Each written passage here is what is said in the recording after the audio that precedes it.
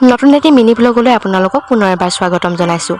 আগৰটো ভিডিঅ'ত যে কৈছিলোঁ এটা ভিডিঅ'তে সকলোখিনি দেখুৱাটো সম্ভৱ নহয় বুলি, কিয় কৈছিলোঁ জানেনে?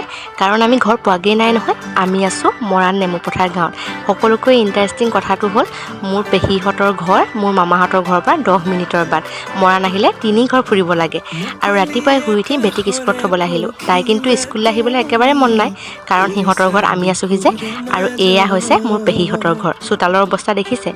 আমি তিনিটাই আকৌ ৰাস্তাতে ৰৈ লৈ কি চাই আছোঁ জানে? এই যে ৰাতিপুৱাই বাগানত কাম কৰিবলৈ মানুহবোৰ আহিছে আৰু ল'ৰা ছোৱালীবোৰ যে স্কুললৈ আহিছে তাকে চাই আছোঁ। পোৱালীজনীক ইমান ধুনীয়াকৈ মাতিলোঁ, তাইও খুব ধুনীয়াকৈ মাতিছে। মই আকৌ দোকানী হওঁ বুলি ভাবিলোঁ। মালিকৰ ফিলটো লৈ ল'লোঁ অলপ।